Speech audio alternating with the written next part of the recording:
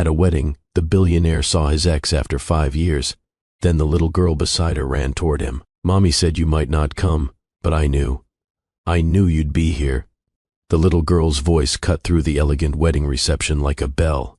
Her small hands gripped the billionaire's expensive suit pants as she looked up at him with eyes that mirrored his own. "Sweetheart, wait."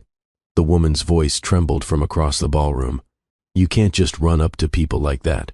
But the child shook her head, curls bouncing. "But it's not people, Mommy. It's him. It's my daddy."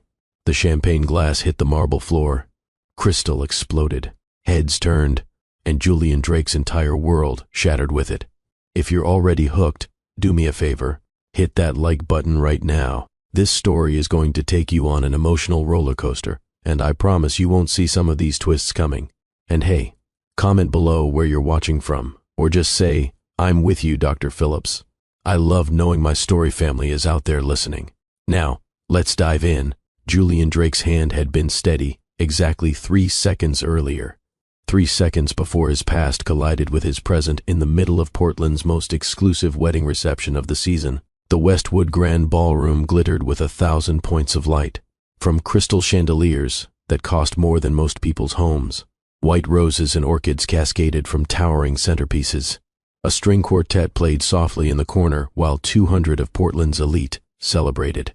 The union of tech mogul Brandon Chen and philanthropist Victoria Sterling. Julian had come because business required it.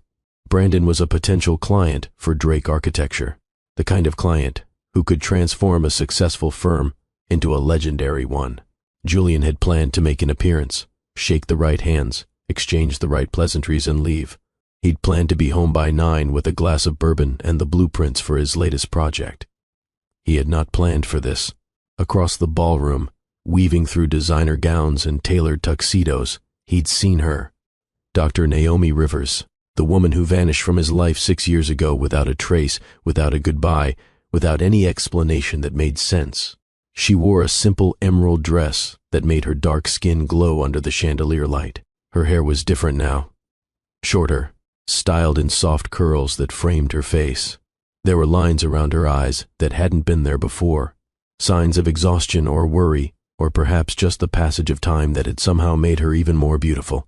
His chest had tightened as memories flooded back. Late nights at the community center where they'd met. Her laughter as he'd attempted to help third graders with art projects and failed spectacularly. The way she'd looked at him, not like he was Julian Drake, billionaire architect, but just like he was Julian. A man, flawed and hopeful and desperately in love with her. But what made his blood run cold, what made his hands start to tremble, and the champagne slosh over the rim of his crystal glass, was the little girl holding Naomi's hand. The child couldn't have been more than 6 years old.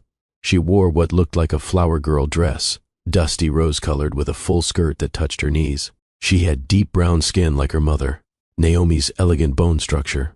But those eyes were unmistakably his. The same unusual amber gold that Julian saw in the mirror every morning. The same eyes his father had. The rare genetic marker that ran in the Drake family like a signature written in DNA. Julian watched, frozen, as Naomi bent down to whisper something to the little girl. The child nodded enthusiastically, her curls bouncing. Then, before Julian could process what was happening, before he could move, or think, or breathe, the little girl broke away from her mother's restraining hand and started running, not wandering, not walking, running directly toward him with purpose and recognition and the kind of certainty that children have before the world teaches them doubt. The ballroom seemed to slow down. Wedding guests moved in blurred motion around him. The string quartet's Vivaldi became distant background noise. All Julian could focus on was this tiny person weaving through the crowd. Her face was lit up with pure joy, heading straight for him like she knew exactly who he was. Like she'd been waiting her whole life for this moment. "Daddy Julian," she called out, her voice high and clear, cutting through every conversation in their vicinity. The champagne glass slipped from Julian's nerveless fingers. Time seemed to stop in the heartbeat between his hand opening and the crystal hitting the floor. Then the explosion of sound. Glass shattering on marble. The spray of expensive champagne across polished shoes. Heads turning. conversations stopping mid-sentence, phones emerging from purses and pockets. None of it mattered. Nothing mattered because this child, this beautiful little girl who was clearly his daughter, crashed into his legs and wrapped her small arms around his knees with the fierceness of someone who'd waited too long for a hug. "I found you," she said, looking up at him with those impossible eyes that held his own face reflected back at him. "Mommy said you were here. She showed me your picture lots of times. I made you something." Julian's knees nearly buckled. He was vaguely aware of his business partner Richard appearing at his elbow, vaguely aware of the murmurs spreading through the crowd like ripples on water, vaguely aware that his carefully constructed world was crumbling in real time. But he couldn't look away from this child. She was pulling a folded piece of paper from a small purse that hung across her chest. Her fingers, so small and delicate but already showing the long, elegant shape of his own hands, carefully unfolded the drawing. It was done in crayon. A building. Not just any building. His building. The children's hospital he'd designed that had opened 3 months ago. The one that had won awards and accolades. The one he'd poured his heart into for reasons he'd never fully explained to anyone. "This is your building," the little girl explained with the seriousness of a professor giving a lecture. "The one for sick kids. Mommy showed me pictures online. She said you make buildings that help people feel better. I thought if I drew it, you'd know I understand. About making things that matter." She pointed to details she'd somehow captured. The healing gardens on the 3rd floor, the glass bridges connecting the wings, the tower designed to catch the sunrise so young patients could wake to light. "See? I put in the gardens. And the windows. Because Mommy says light helps people heal. And you put lots of light in your buildings." She looked up at him expectantly. "Do you like it?" Julian couldn't speak. His throat had closed completely. He crouched down, his $3,000 Tom Ford suit crumpling against the marble floor, designer shoes, in a puddle of champagne, his image and reputation, and everything that usually mattered, completely forgotten. Because none of it compared to this moment. "What's your name?" he managed to whisper, though his voice sounded like it belonged to someone else. The little girl beamed. "I'm Aria. Aria James Rivers." She hesitated, then added in a conspiratorial whisper, "But my middle name is special. Mommy says it's from someone important to you. Someone who understood buildings. And beauty and," she stumbled over the word, clearly having practiced it, "integrity. Is that true? Was there someone named James who taught you about buildings?" The world tilted. James, his grandfather's name. James Drake, the architect who'd raised Julian after his parents died. The man who'd taught him that buildings were more than steel and stone, that they were promises made in physical form, that architecture could heal, could serve, could matter. The only person in Julian's family who'd shown him what real love looked like. James had died when Julian was 20. The loss had nearly broken him. And Naomi remembered, after 6 years, after whatever had happened to tear them apart, after all the silence and absence and unanswered questions, she'd remembered the stories he told her, the late-night conversations about the grandfather who'd shaped him, and she'd given their daughter his name. "Yes," Julian managed, his voice breaking. "James was my grandfather's name. He taught me everything I know about architecture, about making buildings that matter." Aria's smile could have powered the city. "I knew it. I told Mommy I wanted to meet you. She said maybe someday. But then, we got invited here because Mommy helped Mrs. Chen's sister with her medical stuff. And Mrs. Chen said we should come. And Mommy said you might be here because Mr. Chen is your friend." Each word was delivered with the absolute certainty of a 6-year-old who'd solved a complex puzzle. "And I said we have to go because I need to meet my daddy." Each word was a hammer blow to Julian's heart. This child had wanted to meet him, had known about him, had been told stories and shown pictures, had drawn his buildings and understood his work. While Julian had spent 6 years believing Naomi had simply decided he wasn't worth staying for. 6 years thinking she'd moved on, started a new life somewhere far away, forgotten him completely. She'd been raising their daughter, telling Arya about him, keeping his memory alive. Behind Arya, Naomi finally reached them. She moved like someone approaching a car accident. Inevitable, terrible, unable to look away. Her face was a canvas of emotions: terror, resignation, exhaustion, and underneath it all, something that looked like relief. "Arya, honey," she said, her voice barely steady. "We talked about this. You can't just run up to people, even if you've seen their pictures." "But it's not people, Mommy." Arya's logic was simple and devastating. "It's Daddy Julian. You said he was here. You showed me which one he was. You said I should stay close to you. But I wanted to give him my drawing before we left." Naomi closed her eyes. A single tear tracked down her cheek. "I know, baby. But this isn't how we planned it. Plans change." Arya shrugged, with the wisdom of someone quoting a well-worn saying. "Mrs. Martha says the best things usually don't go according to plan." Julian stood slowly. He still held the drawing. His hands were shaking. Around them, the wedding reception had gone quiet. At least, their corner of it had. People were staring. Phones were definitely recording. Somewhere the bride and groom had probably been informed that there was a situation developing. Richard cleared his throat. "Julian," he said quietly, "perhaps we should move this conversation somewhere more private. There's a sitting room on the second floor. I can arrange it." Julian nodded. He couldn't take his eyes off Naomi. "We need to talk." "I know." Her voice was barely audible. "Julian, I never meant for this to happen here. Like this, in front of everyone. How long have you been in the city?" She met his eyes. "We never left." The words hit him like a physical blow, like someone had reached into his chest and squeezed his heart until he couldn't breathe. "Never left." 6 years. 6 years of private investigators searching across state lines. 6 years of convinced himself she must be in California or New York or somewhere far away. 6 years of imagining her building a new life in a new city with new people who didn't know anything about Julian Drake. And she'd been here, in Portland, the whole time, raising his daughter blocks away from his office, shopping at the same stores, breathing the same air, living parallel lives that never intersected. Until tonight. "Mr. Drake," Richard's voice was gentle but firm. "The sitting room." Julian looked down at Arya. She was watching him with those autumn gold eyes, completely unaware of the adult complications swirling around her. To her, this was simple. She'd wanted to meet her father. She'd made a plan. She'd executed it. Now she was waiting to see what happened next. "Would you like to come with me?" Julian asked her, his voice surprisingly steady. "Your mom, too." "Somewhere quieter where we can talk?"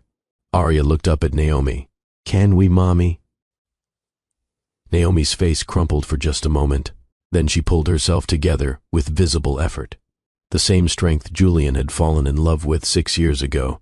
The ability to face hard things head on. "Yes, baby. We can go talk." "Good." Arya slipped her small hand into Julian's as naturally as if she'd done it 1,000 times. "Because I have lots of questions. Mrs. Martha says you should always ask questions when you meet new people, even if they're not really new because you've known about them your whole life. Despite everything, despite the shock and the confusion and the rising tide of emotions he couldn't name." Julian felt a smile tug at his lips. "Who's Mrs. Martha?" "The librarian at the public library. She's very smart. She's been alive for 75 years, so she knows lots of things." Arya swung their joined hands as they walked. "She helps me understand stuff when Mommy's at work. Like why some kids have 2 parents who live together, and some kids only have 1 parent, and some kids have parents who live in different houses. She says all families are different, and different isn't bad, it's just different." Julian glanced at Naomi over Arya's head. She was crying silently now, tears streaming down her face as she watched their daughter chatter away, completely comfortable, holding the hand of a father she'd just met. Richard led them through the ballroom to a side door. Julian could feel eyes following them, could hear whispers starting. His mother would know about this within the hour. Patricia Drake had informants everywhere, especially at events like this. The thought of his mother made his stomach clench, but he pushed it aside. That was a problem for later. Right now, all that mattered was the little girl holding his hand and the woman walking beside them who held answers to 6 years of questions. The sitting room was on the second floor, away from the reception noise. It was smaller than the ballroom, but still elegant. Cream-colored furniture arranged around a fireplace. Windows overlooking the city lights beginning to emerge in the dusk.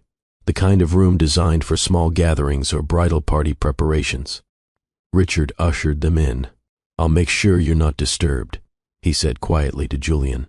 "Take all the time you need. I'll handle Brandon and Victoria." "Thank you," Julian said.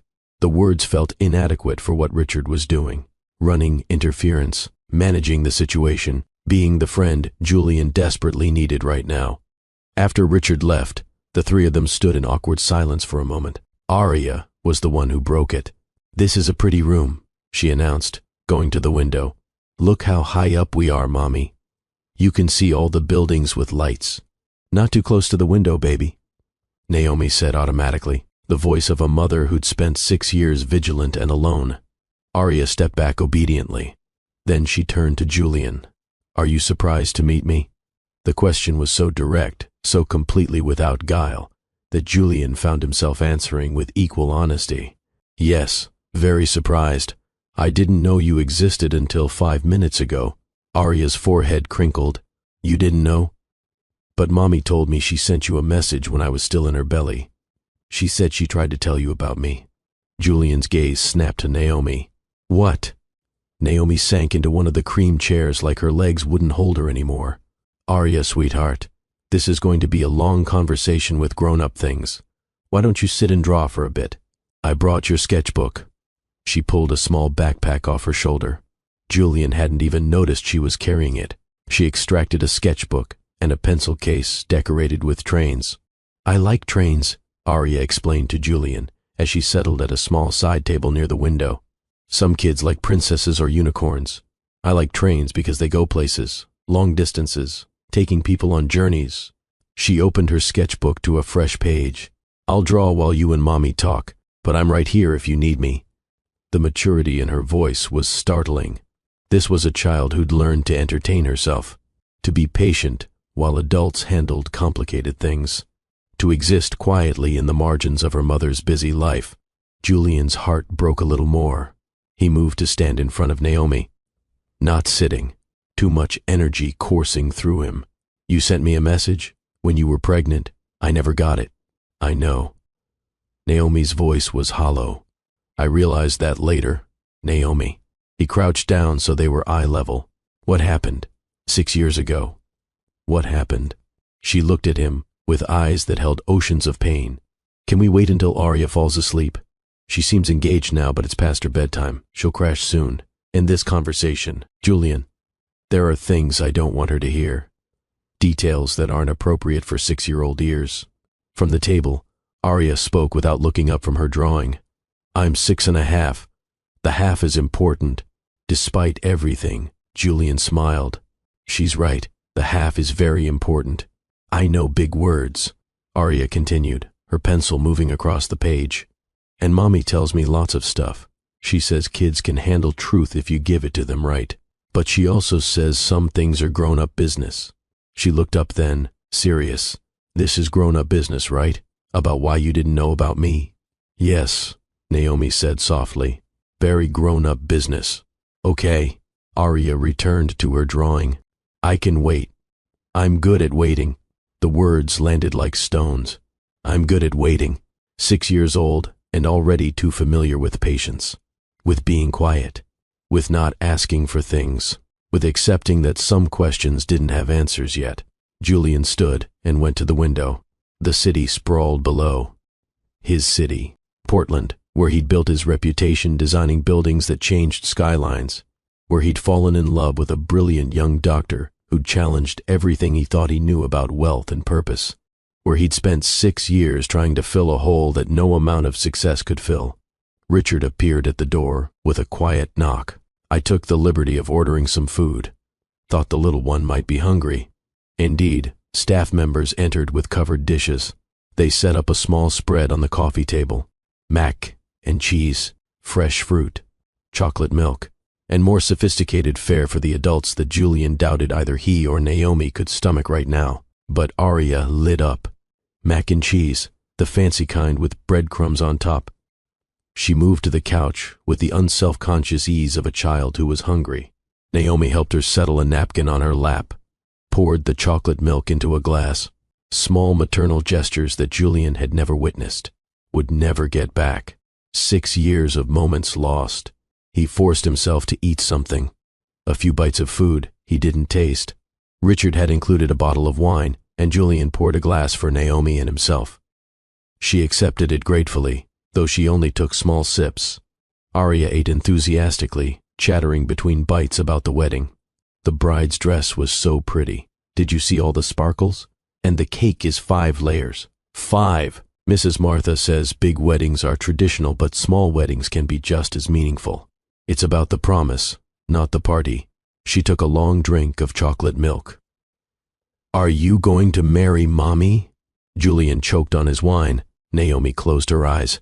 What? Julian managed. You're my daddy. Mommy's my mommy. I read a book about families, and lots of times mommies and daddies get married.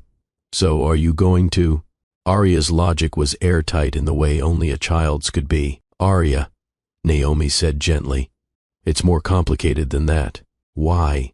Because your dad and I haven't seen each other in a long time. We have a lot to figure out first. Oh, Arya seemed to accept this. Okay, but maybe later, after you figure stuff out. Maybe, Naomi said, her voice cracking. We'll see. Arya nodded and returned to her food. Crisis averted with the resilience of childhood. Julian marveled at her, this small person who'd existed for 6 years without him, who developed her own personality and quirks and ways of seeing the world, who asked impossible questions and drew buildings and liked trains instead of princesses. His daughter. The reality of it kept hitting him in waves. He had a daughter, a 6-year-old daughter who knew who he was, who'd been told about him, who'd wanted to meet him badly enough to orchestrate this encounter. As predicted, Arya began to fade around 8 o'clock. Her chatter slowed. Her eyes drooped. She climbed onto the couch next to Naomi and leaned against her mother's shoulder. I'm just resting my eyes, she mumbled, not sleeping. Of course not, Naomi said softly, stroking her daughter's curls. Just resting.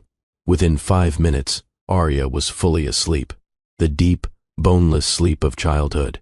Naomi shifted carefully, laying her down on the couch. Julian took off his suit jacket without thinking and handed it to Naomi.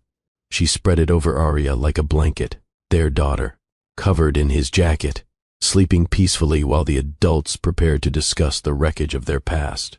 Naomi stood and moved to the other side of the room, as far from Arya as possible, while still keeping her in sight. Julian followed. They stood by the fireplace, speaking in low voices. Why?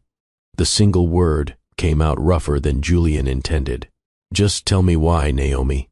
Why did you leave? She took a shaky breath. Your grandfather came to see me. 3 days after I told you I was pregnant. Julian's mind went blank. What grandfather? Grandpa James died when I was 20. Not that grandfather. Naomi's voice was barely above a whisper. Harrison. Your father's father. The name landed like a grenade. Harrison Drake. Julian's paternal grandfather, the real estate developer who'd built an empire through ruthless business practices, the man who prioritized profit over people, power over principles, the grandfather Julian saw maybe twice a year at obligatory family functions, and only because trust fund stipulations required it, the man Julian actively avoided because Harrison represented everything Julian despised about the Drake family legacy. What did he do? Julian's voice had gone dangerously quiet. Naomi wrapped her arms around herself. I was in my 2nd year of residency. Pediatric surgery. I was working at Portland General, doing a rotation in the pediatric ICU. He showed up during my shift. He had 2 men with him, lawyers, I think, or maybe bodyguards. I couldn't tell. They waited until my break. Then they cornered me in the parking garage. Julian's hands clenched into fists. He said he'd had me investigated. Naomi's voice shook. He knew everything. My student loan debt. I was drowning in it, barely making residence salary. He knew my younger sister, Maya, had just gotten accepted to art school but couldn't afford tuition. He knew my parents were struggling with my dad's MS diagnosis, the medical bills that insurance didn't cover, the modifications they needed to make to their house. All of it. He threatened you. It wasn't a question. He laid it out very clearly.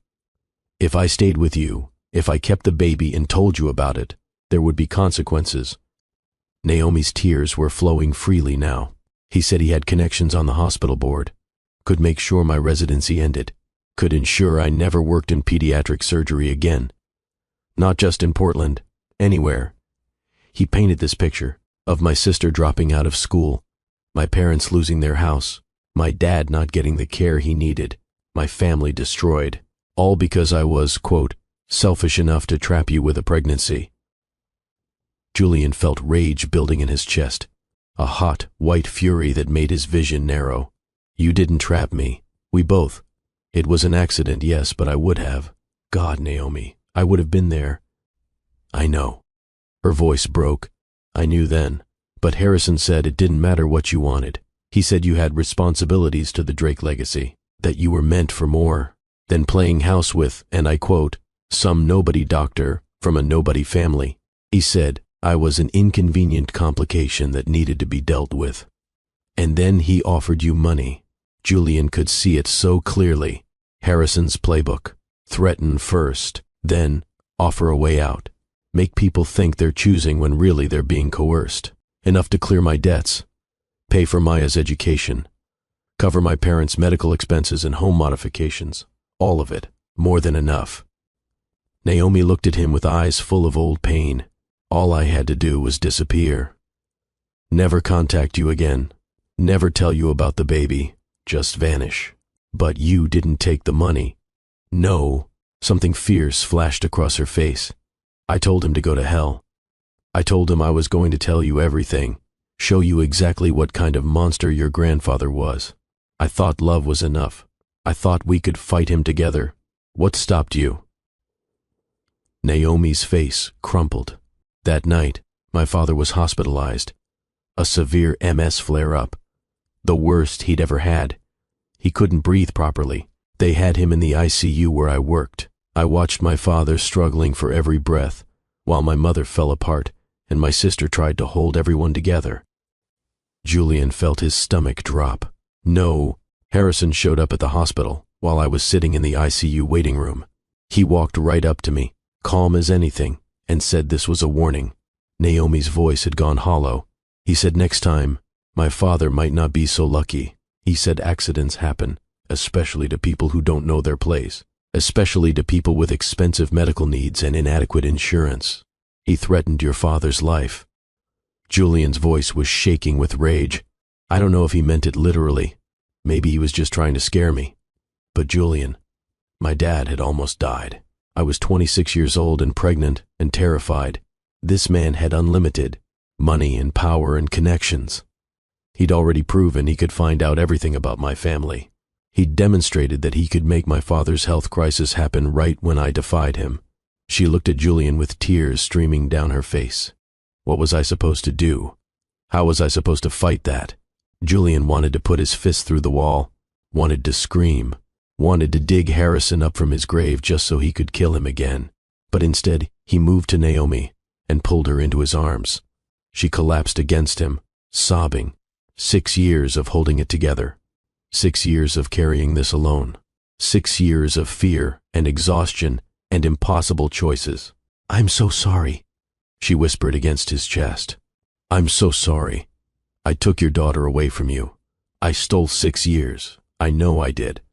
But I didn't know what else to do. You survived. Julian's voice was rough. You protected your family. You did what you had to do. I tried to send you a message. After Aria was born, I created a new email address Harrison wouldn't know about. I sent you pictures and explained everything, but it bounced back.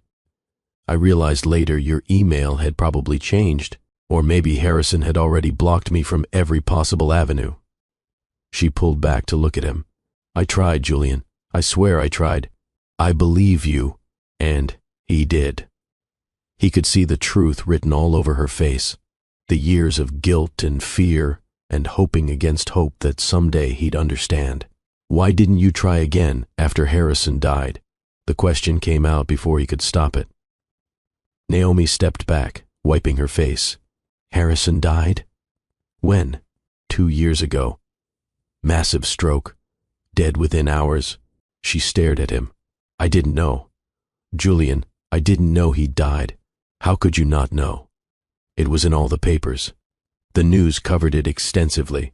I stopped following Drake family news. It hurt too much. Seeing your picture, seeing you at events with other women, reading about your buildings and your success, and knowing I'd made the choice to walk away from all of it. She shook her head. I had no idea he was dead. The pieces fell into place.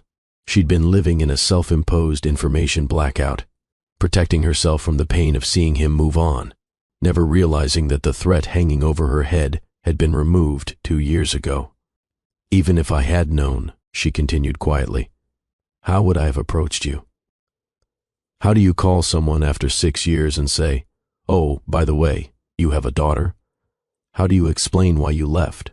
Harrison's lawyers might be dead, but his influence, the Drake family power, that's still real, Julian. I was terrified that if I came back, if I tried to claim anything, your family would take Arya from me. I would never let that happen. You didn't even know she existed. How could you have stopped something you didn't know about? The logic was sound, and it hurt. I told myself I was protecting her. I convinced myself that someday, when she was older, when I was more stable financially, maybe then I could reach out. But the longer I waited, the harder it became. They stood in silence for a moment, processing. The room felt too small and too large all at once. On the couch, Arya stirred in her sleep, mumbling something about trains. Why tonight? Julian asked. Why come to this wedding? I didn't know you'd be here, I swear. A friend got me tickets. She thought I'd enjoy it. She knows I never go out, never do anything for myself. She pushed me to come. Naomi glanced at Arya. I didn't realize until we arrived that you might attend. Brandon Chen. You've been trying to land him as a client for months. I saw it mentioned in a business brief at the hospital. By then Arya had spotted your picture in the wedding program. She put it together immediately. She knew what I looked like. I showed her pictures, told her stories. I wanted her to know her father was a good man, even if circumstances kept you apart. Naomi's voice dropped. She's been asking more questions lately. When does she get to meet you? Why can't you visit? Is it because she did something wrong? I couldn't let her think any of this was her fault. Julian looked at his daughter sleeping peacefully under his jacket. Tonight she just decided. Exactly. She saw you across the ballroom, and she decided tonight was the night. Before I could stop her, before I could think, she just ran. Naomi laughed, shakily. She's got your determination.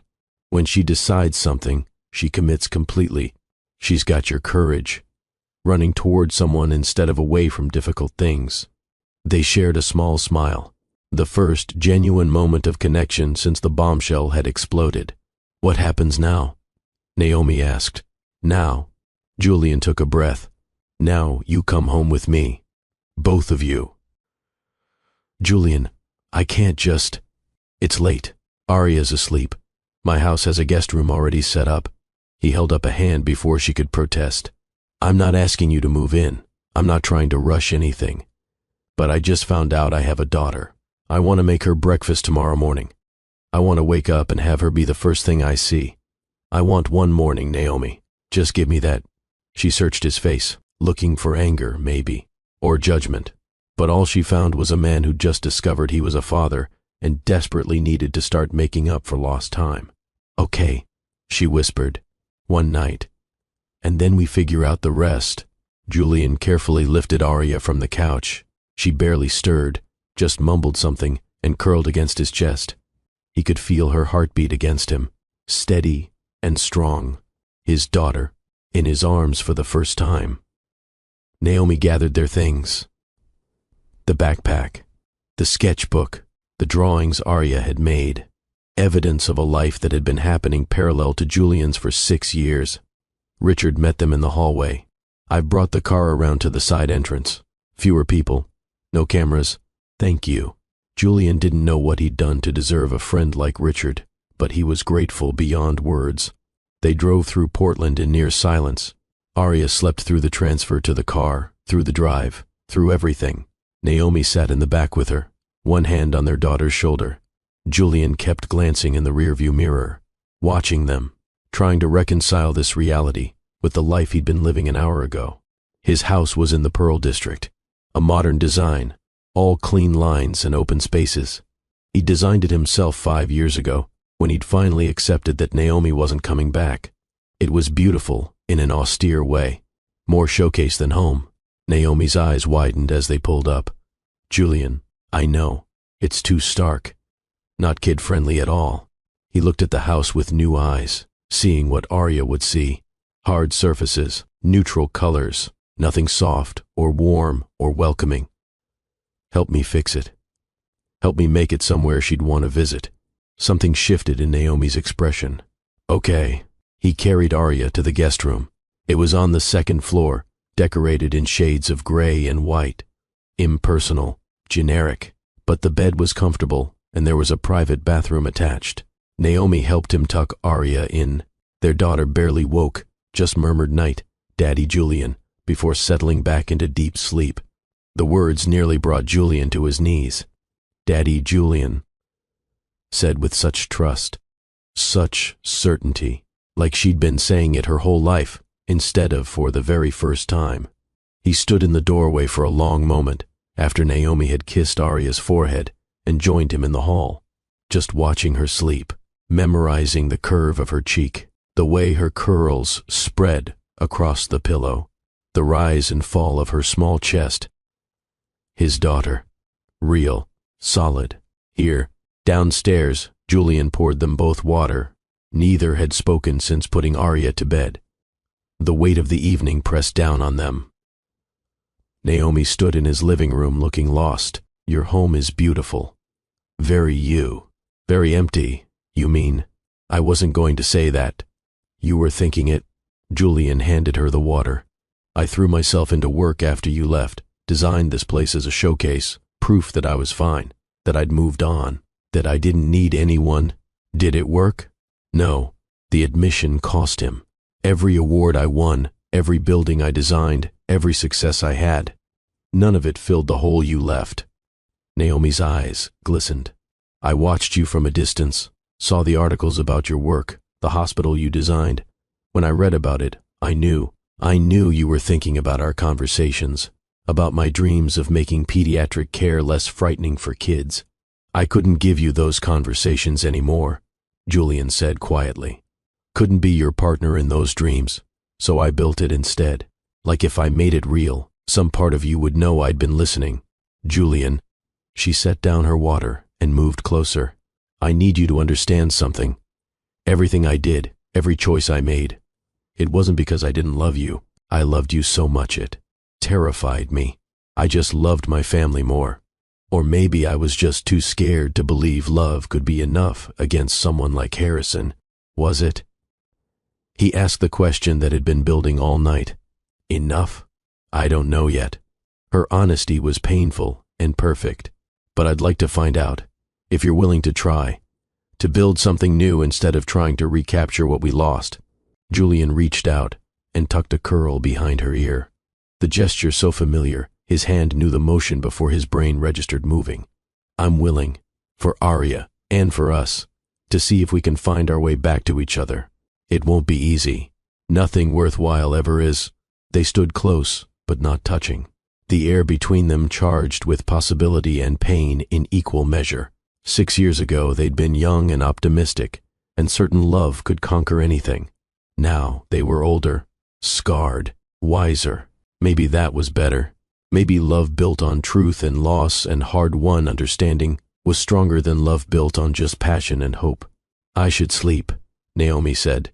It's been the longest day. Guest room is yours. There are clothes in the closet.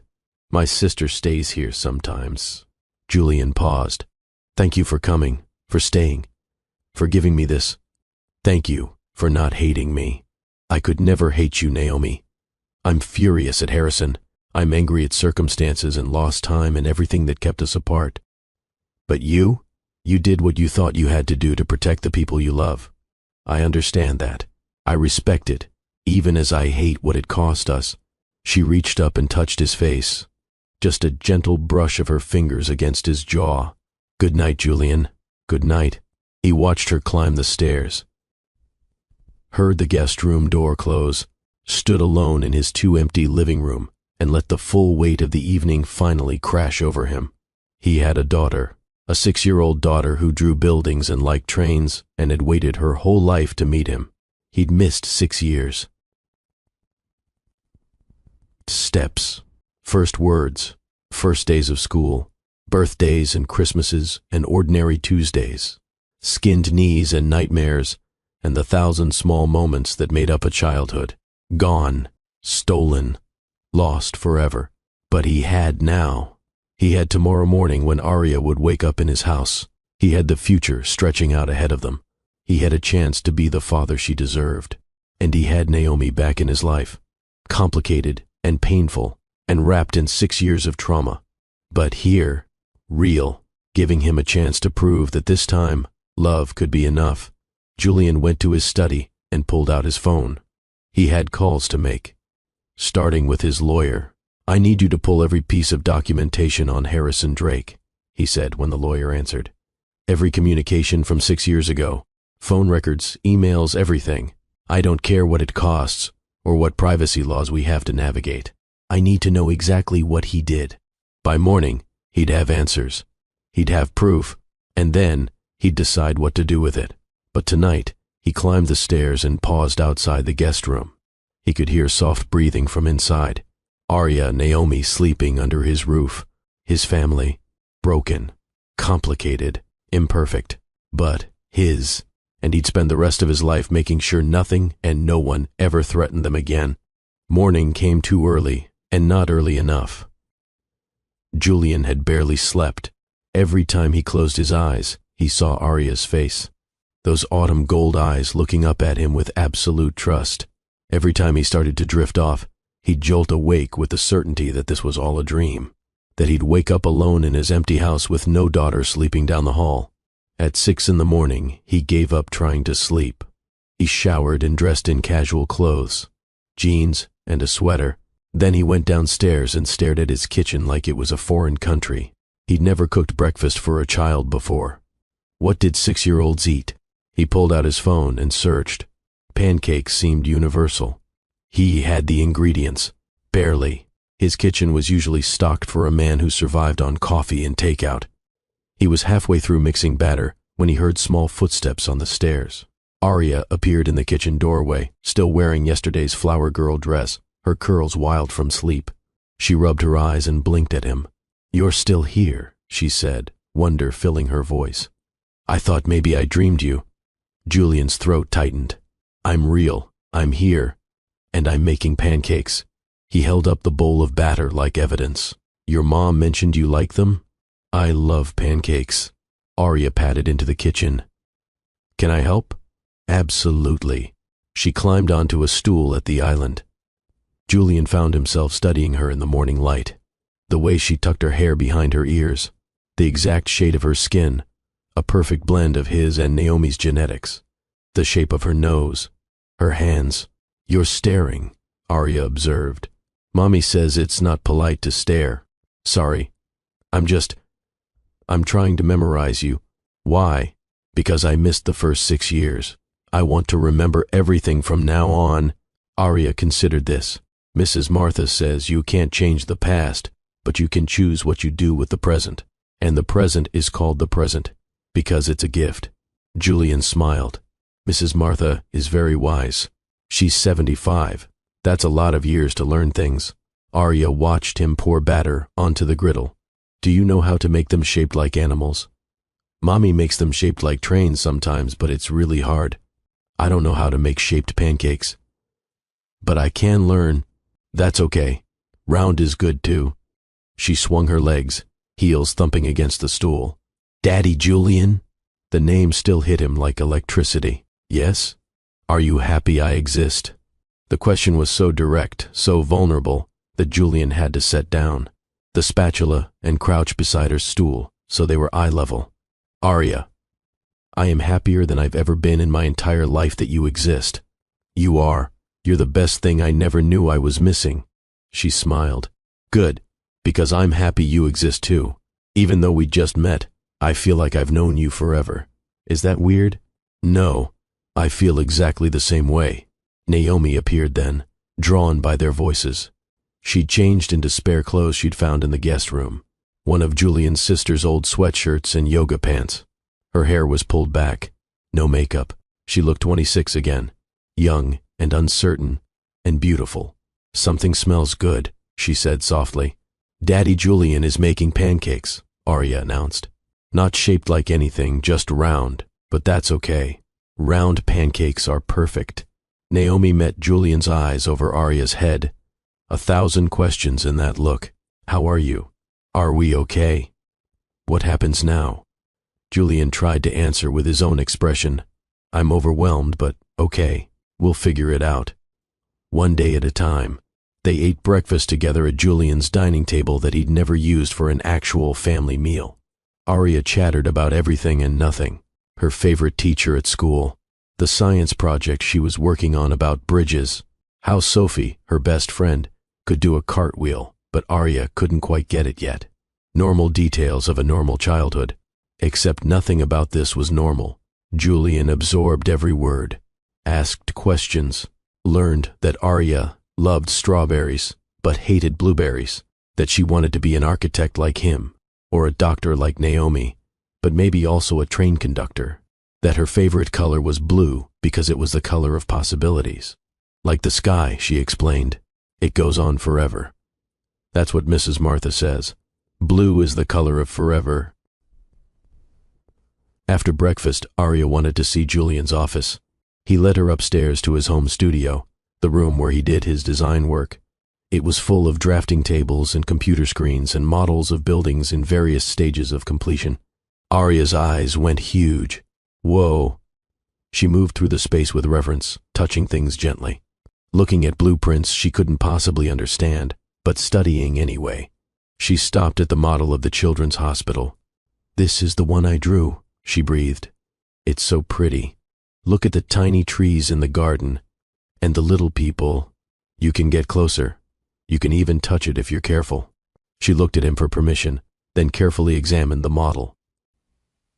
Her fingers traced the walkways, the glass bridges, the healing gardens on the 3rd floor. Why did you make it like this? She asked. With all the nature parts?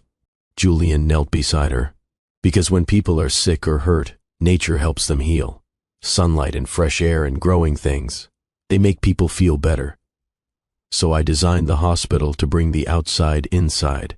That's really smart. Arya looked up at him with those eyes that were his own reflected back. Mommy says you build with your heart, not just your hands. She said that? Arya nodded. She says the best architects don't just make buildings that look pretty. They make buildings that feel like hope. Julian glanced at Naomi, who was standing in the doorway watching them. Her eyes were wet. Your mom is right, Julian said. That's exactly what I try to do. They spent the morning together, all 3 of them. Naomi told Julian about their life, the small apartment they lived in, Arya's school, the routine they'd built over 6 years. Julian shared about his work, the projects he was passionate about, the ones that paid the bills but didn't feed his soul. Around noon, reality intruded. Naomi's phone rang. She glanced at it and sighed. I have to get this. It's the hospital. She stepped into another room. Julian could hear her voice, professional and calm, discussing a patient case. When she returned, her face was tight. I have a surgery scheduled for tomorrow morning. I need to prep. And Arya has school on Monday. We should probably go home, get back to our routine.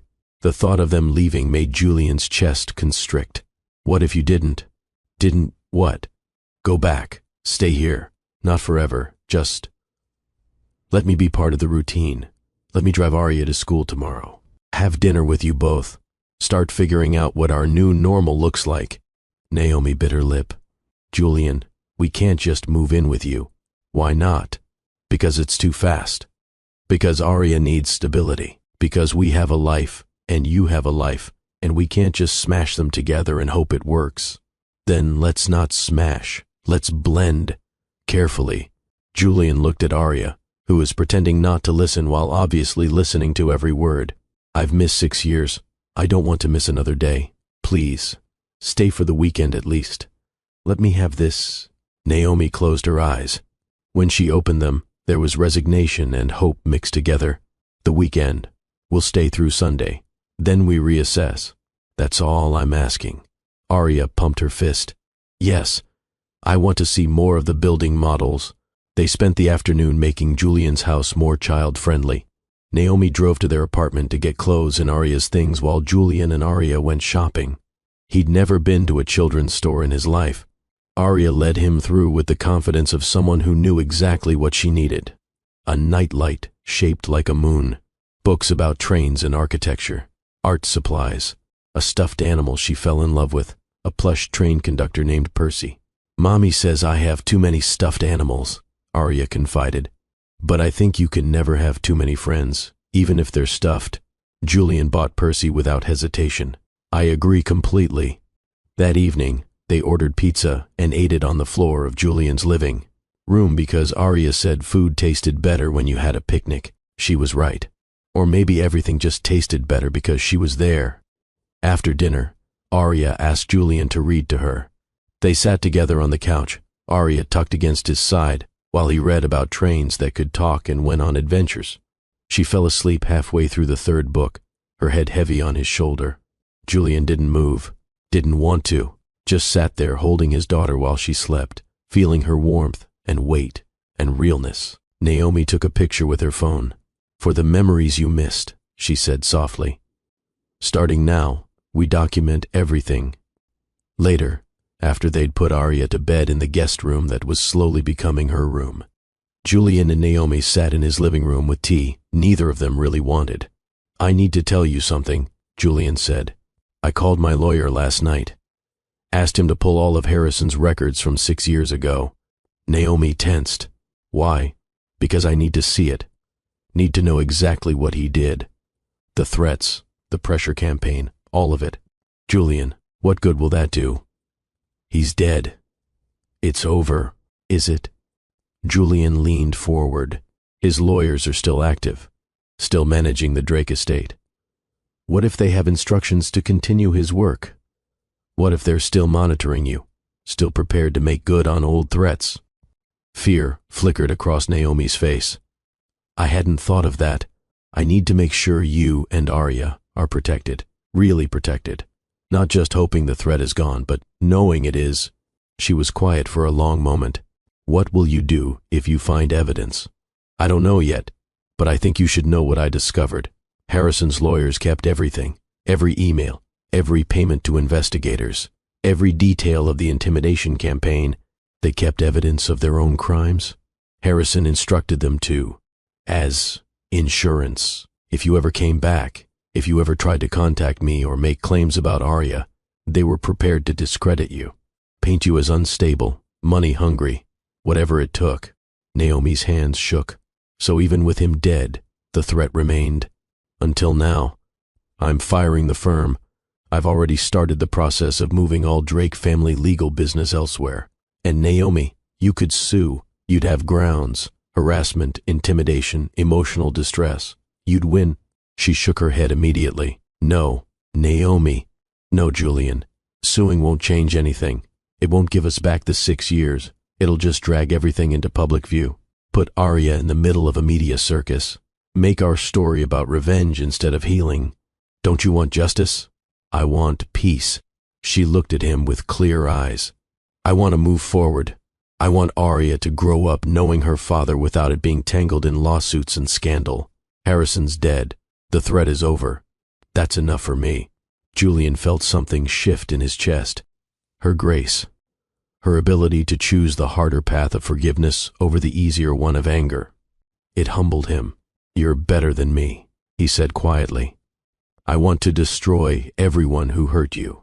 That's because you're just finding out. You're still in the anger phase. I've had 6 years to process, to move through rage into acceptance. She reached across the space between them and took his hand. But I appreciate the impulse. I appreciate knowing you'd fight for us. They sat like that for a while, hands linked. The first real moment of peace since the chaos of the wedding reception. What happens Monday? Naomi asked, eventually. After the weekend? I don't know. What do you want to happen? I want to take this slow. Build trust. Show Arya that this is real and permanent before we make big changes. Okay, slow. I can do slow. Julian squeezed her hand.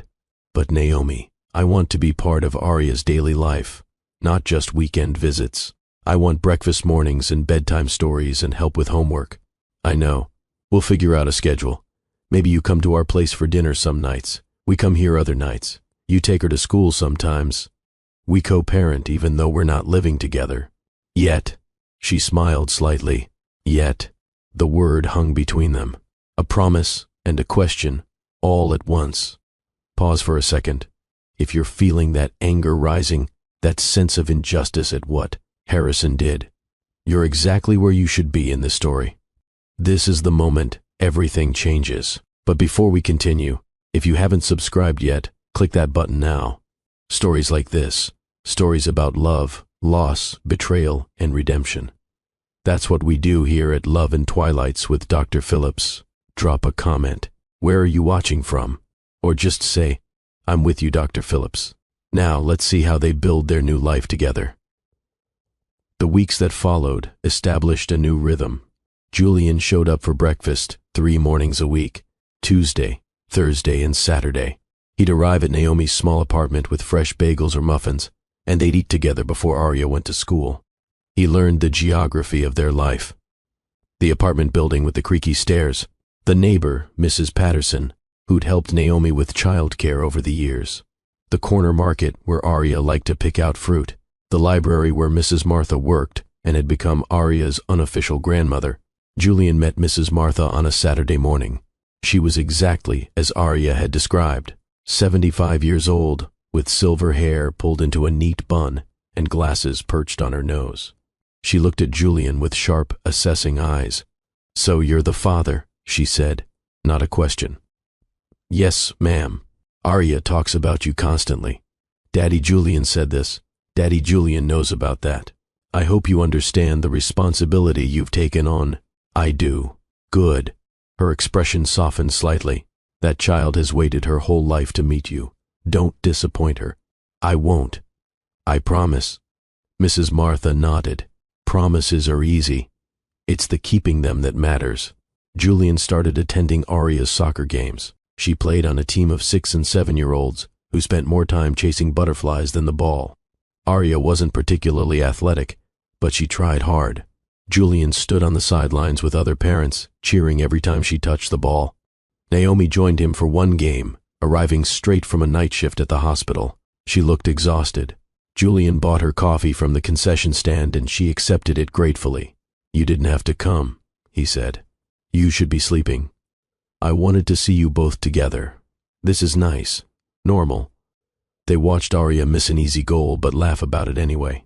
She waved at them from the field, all joy and enthusiasm despite her complete lack of coordination. She's perfect, Julian said.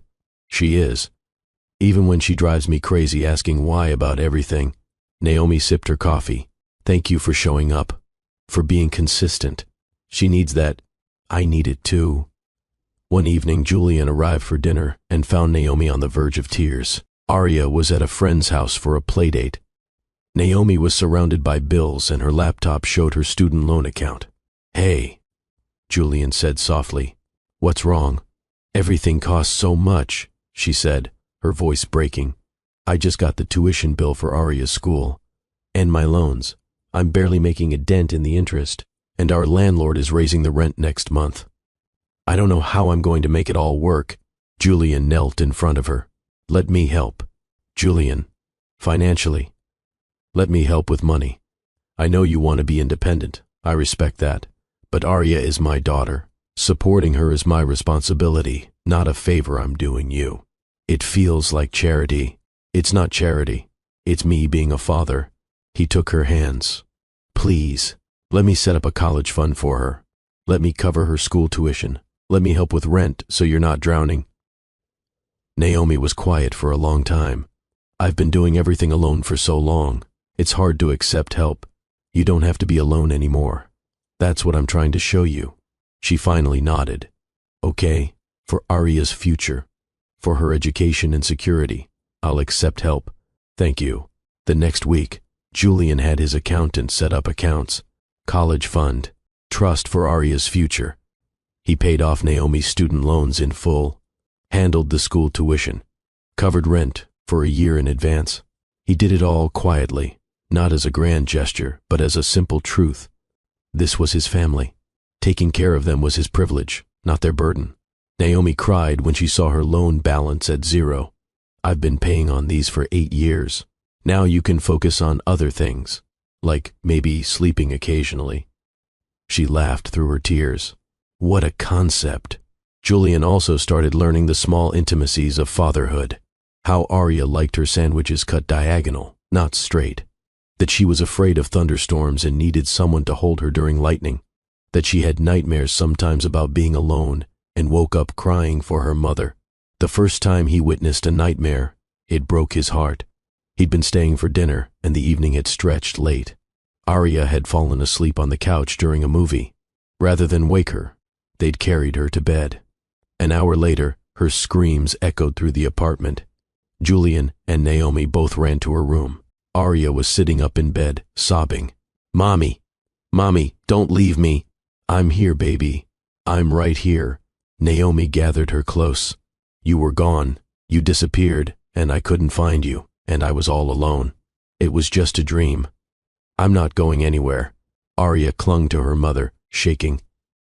Then she saw Julian in the doorway. Daddy Julian? I'm here too. You won't disappear. The question shattered him. Never. I promise I'm not going anywhere. What if you change your mind? What if I'm too much work? Julian moved to the bed and wrapped both Arya and Naomi in his arms. You are not too much work. You are exactly the right amount of daughter. And I'm not going anywhere. Ever. Promise? I promise. Cross my heart. Arya gradually calmed, eventually fell back asleep, curled between them. Julian and Naomi sat on either side of her, keeping watch. She has these nightmares, Naomi whispered. Not often, but sometimes.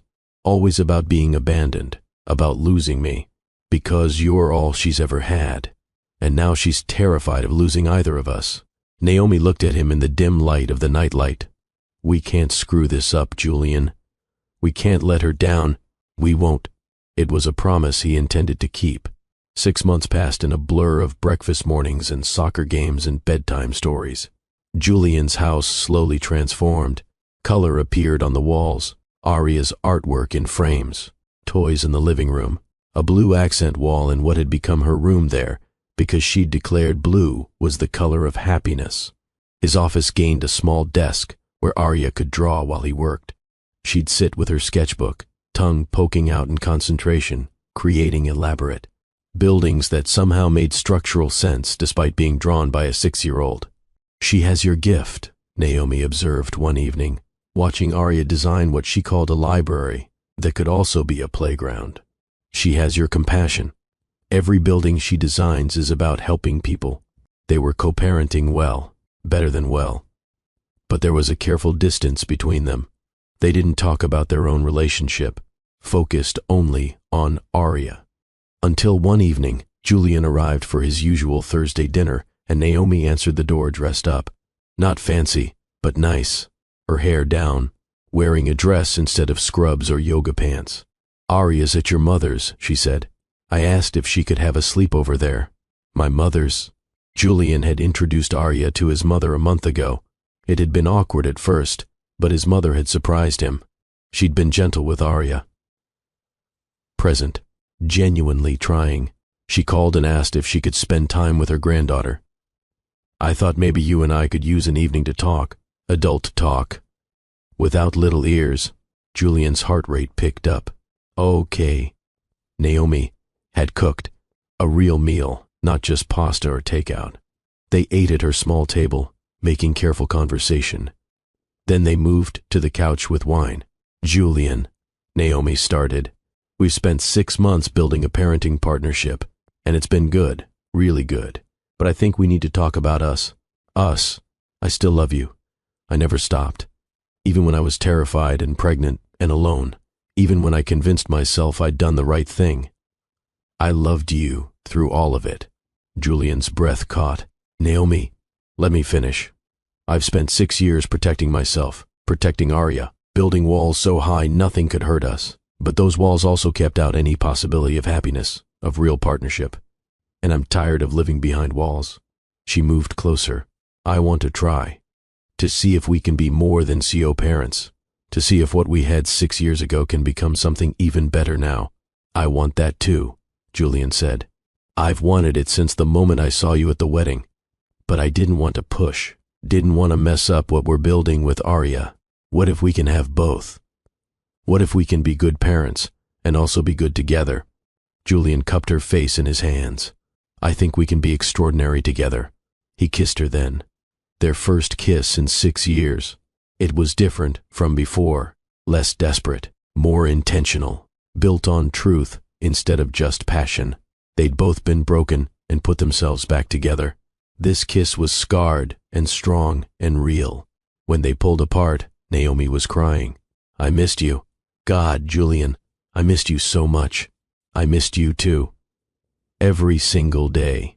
They talked for hours, really talked, about their fears and hopes, about the life they'd lost and the life they could build, about being scared to trust and choosing to anyway. I need this to be slow, Naomi said. For Arya. She's just getting used to having you in her life. We can't confuse her by suddenly living together or getting engaged or anything dramatic. Okay, slow. We date. Like normal people. Exactly. We have dinner without Arya sometimes. We hold hands. We build towards something instead of rushing into it. I can do that. Julian kissed her forehead. As long as I know we're building toward forever, I can be patient. Forever is the plan. They started dating. Actual dates while Arya stayed with Julian's mother or Mrs. Patterson. Quiet dinners at restaurants where they learned who they'd become in 6 years apart. Long walks along the waterfront discussing everything and nothing. Naomi talked about her work, the weight of holding children's lives in her hands during surgery, the families she helped and the ones she couldn't, the way medicine had changed her, made her both harder and softer simultaneously. Julian shared his philosophy of architecture, how he'd come to see buildings as more than structures. They were promises made in physical form, spaces for healing or learning or growing. Every design choice mattered because it affected how people felt, how they moved through the world, whether they found hope or despair. You're different than you were 6 years ago, Naomi observed one evening as they walked through a park. So are you. Is it a good different? It's a real different.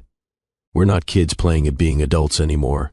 We're people who've survived hard things, who've made mistakes and learned from them, who know what we want because we know what it's like to lose it. She took his hand. I'm scared sometimes, scared that something will go wrong again, that someone else will threaten us, that I'll lose you or you'll lose me or Arya will get hurt.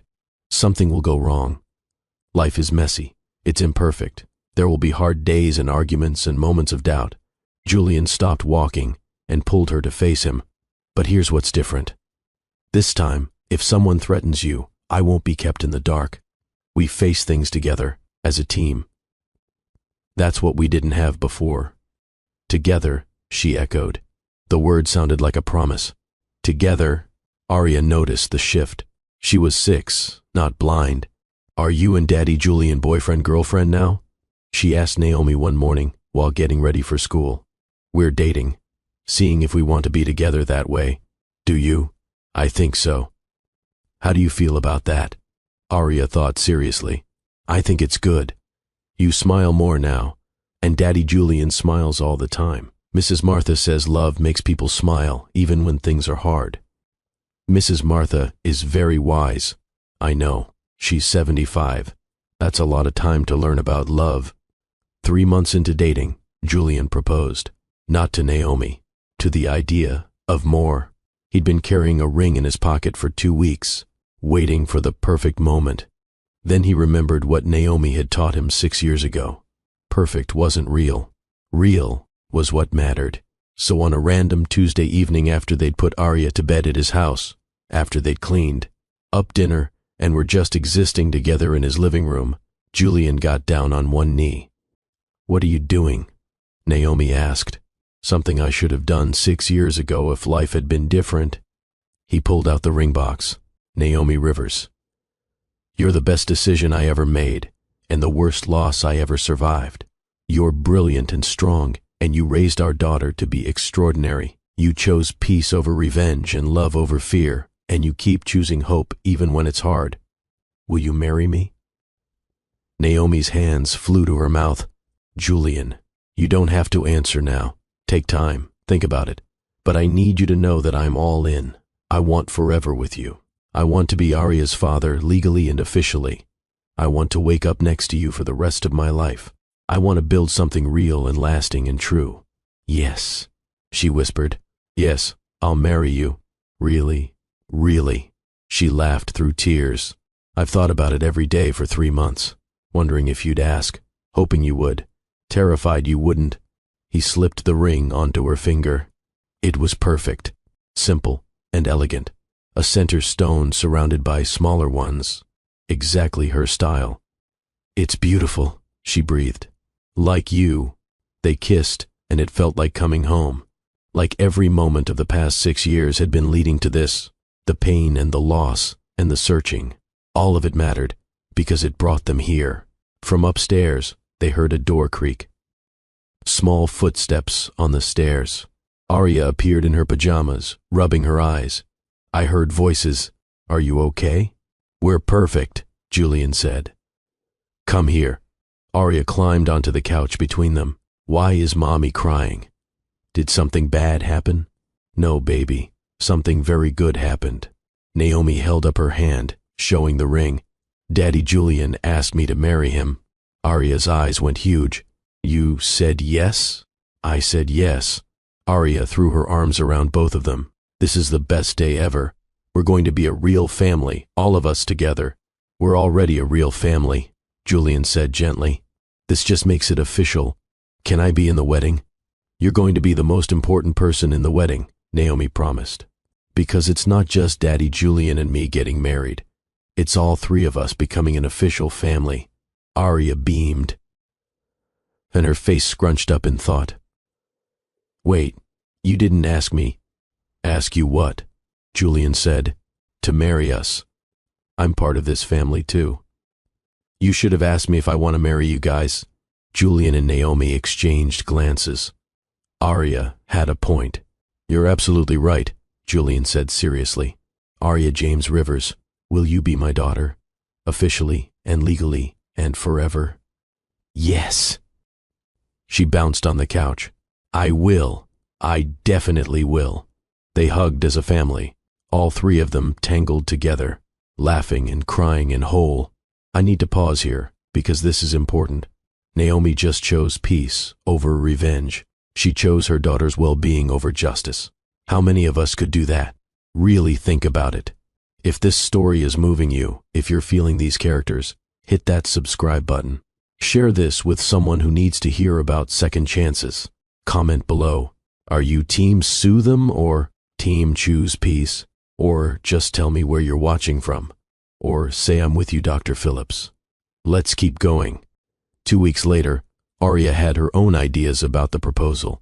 They'd gone to the park for a Saturday picnic. Arya had been acting strange all morning, secretive, giggling to herself. She clutched a small backpack and refused to let anyone look inside. After they'd eaten sandwiches and fruit, Arya stood up and cleared her throat dramatically. "I have an announcement," she said in her most serious voice. Julian and Naomi exchanged amused glances. "I've been thinking," Arya continued. "Daddy Julian asked Mommy to marry him, and he asked me to be his daughter. But he didn't do it right." "What?" Julian tried not to laugh. "You didn't ask both of us together. We're a package deal. That's what Mommy always says. So I'm going to fix the proposal." She opened her backpack and pulled out 3 items. A ring pop, a folded piece of paper, and a small velvet box that looked suspiciously like it came from a jewelry store. She handed the ring pop to Julian. "This is for Mommy. Because you're supposed to have a ring when you propose. Then she gave the paper to Naomi. This is for you to read. I wrote it myself. Mrs. Martha helped me spell the big words. Naomi unfolded it with shaking hands. She read aloud, her voice breaking. Dear Mommy, I love you more than trains and chocolate ice cream combined. You're the best mommy in the whole world. Daddy Julian loves you too. Even more than I do, and I didn't think that was possible.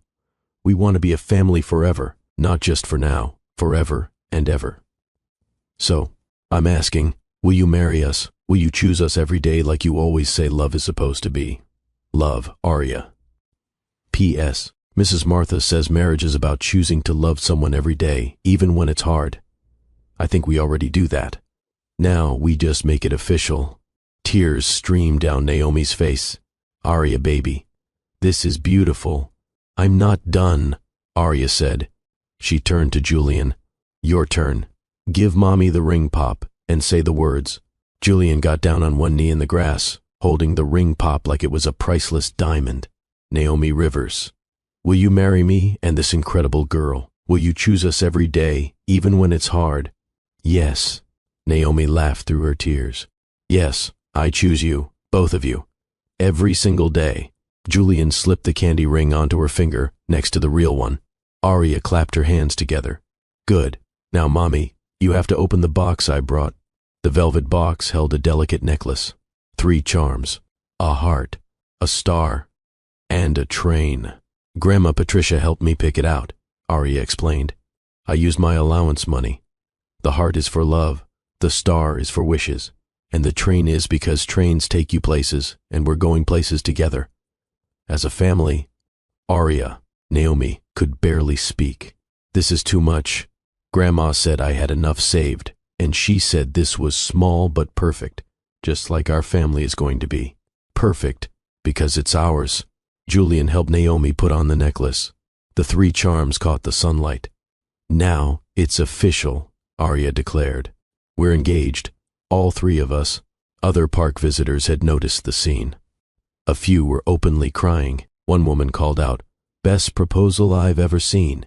Aria waved at them. We're getting married. All of us. A little boy nearby said to his mother, "Can I propose to you and Daddy?" His mother laughed. Sure, baby. They spent the rest of the afternoon in the park, playing, laughing, taking photos. Aria insisted on a family selfie, where all 3 of them held up Naomi's hands, showing both rings. For when I'm old like Mrs. Martha and want to remember this day, Aria explained. That evening, after Aria had fallen asleep, exhausted from excitement, Julian and Naomi looked at the photos on Naomi's phone. She's extraordinary, Naomi said. She gets it from you. From both of us, I think. Your creativity, my compassion, some perfect combination. Julian pulled Naomi close. When should we get married? What kind of wedding do you want? Something small. Family and close friends. I don't need big or fancy. I just need real. The community center? Julian suggested. Where we met. Naomi's eyes lit up. Perfect. Absolutely perfect. The place where our story started. They planned a wedding for 1 month later. Small and intimate. Only 50 people, Naomi's parents and sister, Julian's mother, Richard, Mrs. Martha, staff from the community center and Naomi's hospital, people who mattered, people who'd supported them. The community center was transformed with white flowers and string lights. Simple, but beautiful. Exactly what they wanted. Aria was the flower girl, of course. She wore a red dress with a full skirt that twirled when she spun. She took her job very seriously, walked down the aisle with perfect posture, scattering rose petals with the precision of a surgeon. When she reached the front, she whispered loudly to Julian, I didn't mess up, not even once. You were perfect, he whispered back. Then the music changed, and Naomi appeared. She wore a simple white dress, elegant and understated. No veil, just flowers woven through her hair. She glowed with happiness, and when their eyes met, Julian felt the same pull he'd felt 6 years ago at this very center. The certainty that this woman was his future. She walked down the aisle alone, by choice, not being given away, but choosing. When she reached him, she took his hands. They stood together with Arya between them, each parent holding one of their daughter's hands. The officiant was a woman who ran another community center across town. Naomi's mentor. We gather today, she began, to celebrate love that refused to be destroyed. Julian and Naomi's story isn't simple. They met and fell in love. Then they were torn apart by forces beyond their control. They spent 6 years separated, but love brought them back together, not because it was easy, but because they believed it was worth fighting for. She smiled at Arya, and they created this incredible person in the process. Arya, you're proof that even in darkness, beautiful things can grow. Arya beamed. Julian and Naomi had written their own vows. Julian went first. Naomi, 6 years ago I lost you and I didn't understand why. I spent those years building an empire but feeling empty inside. Then I found you again, found Arya. And I understood what I'd been missing: purpose, connection, real love. His voice cracked. You taught me that wealth isn't about what you accumulate, but about what you give away. You showed me that family isn't always blood, that community matters more than status, that showing up is more valuable than showing off. I promise to keep showing up every day, every moment, for you and for Arya and for the life we're building together. Naomi wiped tears from her eyes before starting her vows. Julian, when I met you, I thought you were just another rich person looking to feel good about himself. But you proved me wrong. You saw me, really saw me, not as a project or a charity case, but as a person with value and worth. You loved me without conditions. She glanced at Arya. When I had to leave, it was the hardest decision I ever made. I thought I was protecting everyone, but I was really just scared. Scared of your grandfather's threats, scared of your world, scared that love wouldn't be enough. She looked back at Julian. I was wrong. Love is always enough when it's real. You found us. You didn't give up. You fought for us when I was too afraid to fight for myself. I promise to choose you every single day, even when it's hard. I promise to build a life full of love and laughter and purpose. I promise to be your partner in all things. There wasn't a dry eye in the room. The officiant asked for the rings. Arya produced them from a small pouch she'd been guarding all day. They exchanged rings, simple gold bands, circular and unbroken. By the power vested in me, the officiant said, I pronounce you married. Julian, you may kiss your bride. Julian pulled Naomi close and kissed her as their family and friends erupted in applause. Arya jumped up and down between them. We did it. We're really married now, all of us. The reception was in the same room, tables where the chairs had been. Mrs. Martha had made the cake. 3 layers covered in fresh flowers. Local restaurants had catered, the kind of places Julian had learned to love through Naomi. During dinner, Julian's mother stood to give a toast. She looked nervous. Julian's mother, who'd commanded boardrooms her entire life, was nervous speaking to 50 people in a community center. I'm not good at this, she began. Emotions, vulnerability, all of it. But my therapist says growth happens outside your comfort zone. So here I am. Gentle laughter rippled through the room. 6 years ago, my father-in-law did something unforgivable. He threatened Naomi and her family because he was afraid. Afraid of losing control. Afraid of anything. That didn't fit his narrow view of how life should be. In doing so, he stole 6 years from Julian and Naomi. He stole 6 years of Arya's life from her father. The room went quiet. I can't undo that. But I can tell you what I've learned. Love isn't about control. Family isn't about status or money or living up to some impossible standard. It's about showing up. It's about trying to be better today than you were yesterday. It's about accepting people as they are, not trying to force them into shapes that make you comfortable. She looked at Arya. My granddaughter taught me that. She's 6 years old and wiser than I'll ever be. She loves without conditions. She forgives without holding grudges. She sees the good in people even when they don't deserve it. Julian's mother raised her glass. To Julian and Naomi, may your marriage be everything mine wasn't. May you always choose each other. May you build a family based on love, not fear. And may you teach your children, including any future children, the lessons I failed to teach mine." Everyone raised their glasses to Julian and Naomi. The evening was full of dancing and laughter. Julian danced with Arya. Naomi danced with her father. Julian's mother laughed with Naomi's parents. The community they'd built gathered around them with genuine love and support.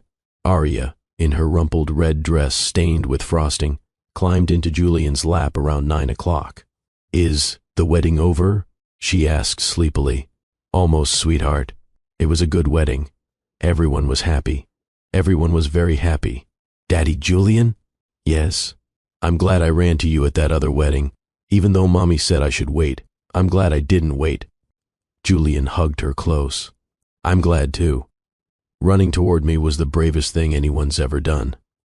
Mrs. Martha says sometimes you have to run towards scary things instead of away from them. That's how you find out they're not really scary after all." Mrs. Martha is right. They took Arya home that night, not to Julian's house or Naomi's apartment, to their new home, a house they'd bought together in a good neighborhood with excellent schools, big enough for a family, warm enough to be loved. Arya had her own room, blue walls, just like she wanted, filled with books about trains and architecture, her drawings covering every surface. After they tucked her in, Julian and Naomi stood in the doorway watching her sleep. "We did good," Naomi said. "We did, despite everything. We built something beautiful, the hard way. Is there any other way?" Naomi smiled. "No, I don't think there is. We're almost at the end of this journey, but before we get there, I want to hear from you. Has this story moved you? Have you ever had to rebuild something you thought was lost forever? Hit that like button if you believe in second chances. Subscribe if you want more stories like this, stories about real love, real struggle, real redemption. And comment, where in the world are you watching from? Or just say, "I'm with you, Dr. Phillips." I read every single comment. Now, let's see where Julian, Naomi, and Arya are 1 year later. 1 year after the wedding, they stood in the same community center for a different reason. Drake Technologies had expanded its educational initiative to 20 cities nationwide. Naomi had left her coordinator position to run the program full-time, combining Julian's resources with her expertise to create real change in underserved communities. The celebration was packed. Families whose lives had been changed by the program. Children who now had access to computers and educational software. Parents who'd found support and resources. Julian's mother was there too.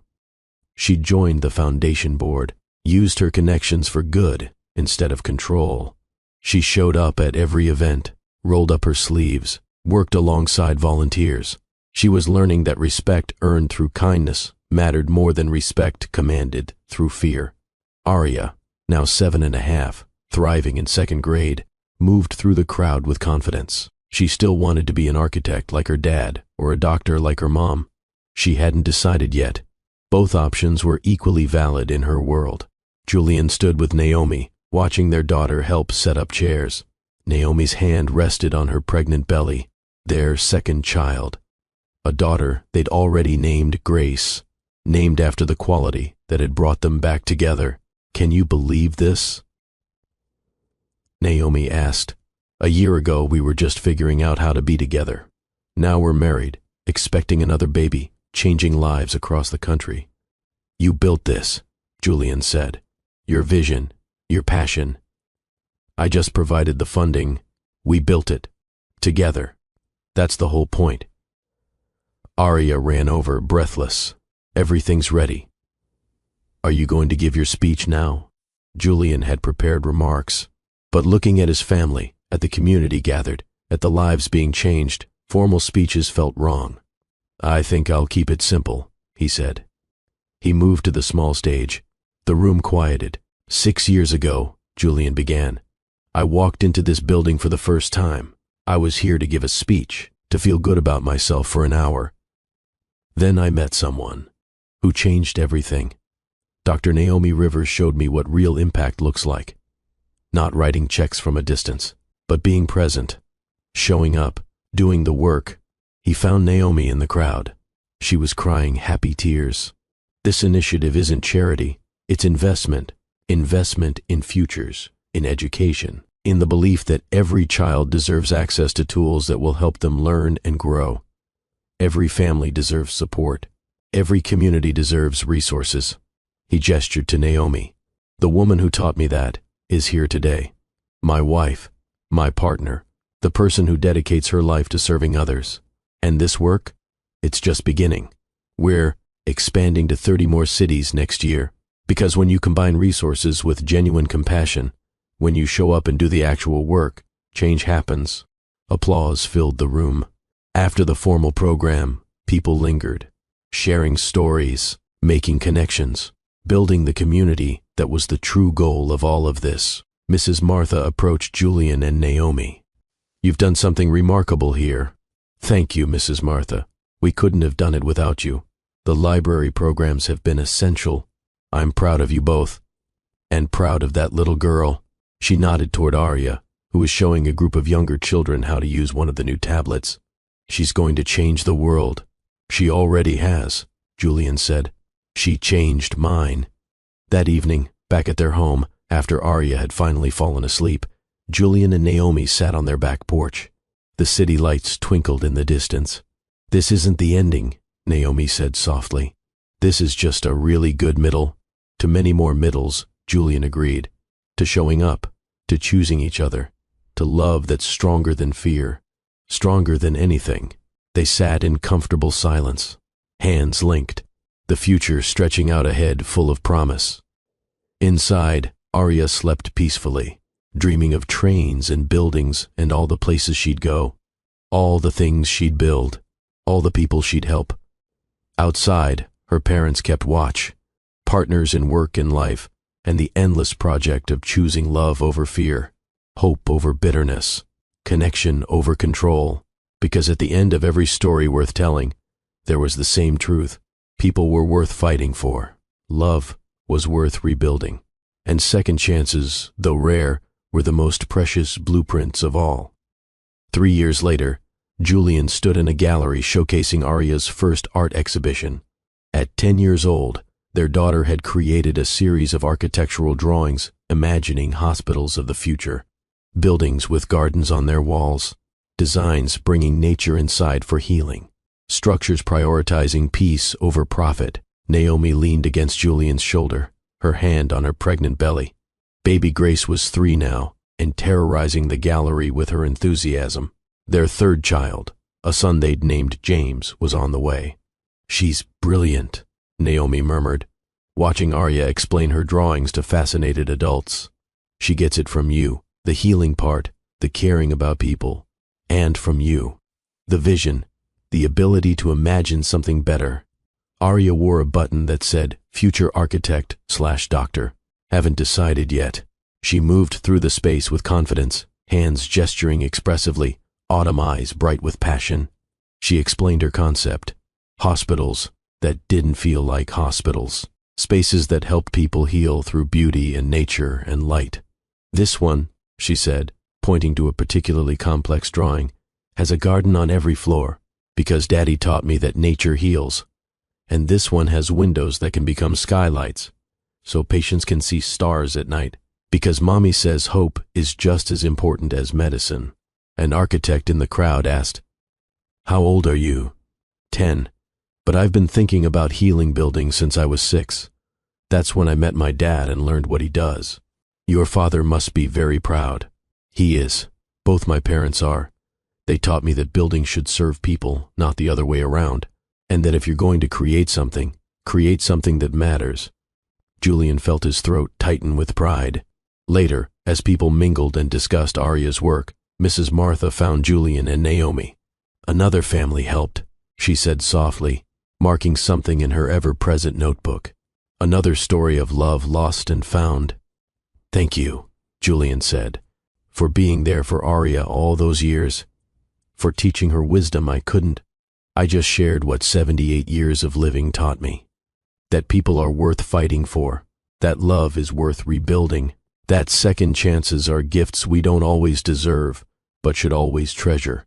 She looked at Arya, surrounded by admirers, glowing with confidence and joy. That child is going to change the world. She already changed ours, Naomi said. When the gallery finally closed, they gathered as a family. Arya, still buzzing with excitement. Grace, tired and cranky. Naomi, exhausted but happy. Julian, overwhelmed with gratitude. Can we do this again? Arya asked. When I'm older and have even more ideas? Absolutely, Julian promised. We'll showcase every brilliant idea you ever have. Good, because I have lots of them. Hundreds, maybe thousands. They drove home through Portland, their city, the place where they'd met and lost each other and found each other again, the place where they'd built a family against impossible odds. At home, after the girls were in bed, Julian and Naomi stood in the nursery they were preparing for James. Pale green walls, a mobile of tiny buildings and trains hanging over the crib. Do you ever think about the 6 years? Naomi asked. The time we lost? Sometimes. But I try not to dwell there. We can't change the past. We can only choose what we do with now. Very wise. Did Mrs. Martha teach you that? Julian smiled. Actually, Arya did. She said the present is called the present because it's a gift. Our daughter is smarter than both of us. Definitely smarter than me. They stood together in the quiet house. Their children sleeping, their family safe and whole and real. We did good, Naomi said. Despite everything, despite the fear and the threats and the years apart. We built something beautiful. We built it the hard way, Julian agreed, through loss and pain and learning what really matters. Is there any other way to build something that lasts? No, I don't think there is, because love built on easy ground crumbles when tested. But love built on loss, on truth, on choosing each other every single day even when it's hard, that love could weather anything. That love could last. That love could heal. And in the end, that love was everything. If this story touched you, I need you to do something for me. Hit that subscribe button. Join the Love and Twilights family. Share this with someone who needs to hear it. Someone who's given up on love. Someone who thinks second chances don't exist. Someone who needs to know that showing up matters more than being perfect. Tell me in the comments, what was your favorite moment in this story? Was it Arya running toward Julian at the wedding? The proposal in the park? Mrs. Martha's quiet wisdom? Or tell me where you're watching from. I love knowing this community spans the globe. Or simply say, I'm with you, Dr. Phillips. Those words make my day every single time. I'll be back next time with another story, another journey of love, loss, and redemption. Another reminder that we're all works in progress. Another chance to believe in better tomorrows. This is Dr. Phillips reminding you, love is worth rebuilding. Chances are real, and you, yes you, are worth fighting for. Until next time, keep choosing love over fear. Keep showing up even when it's hard. Keep believing in your own second chances, because the story doesn't end when things fall apart. Sometimes that's just when the real story begins. I'll see you in the next story.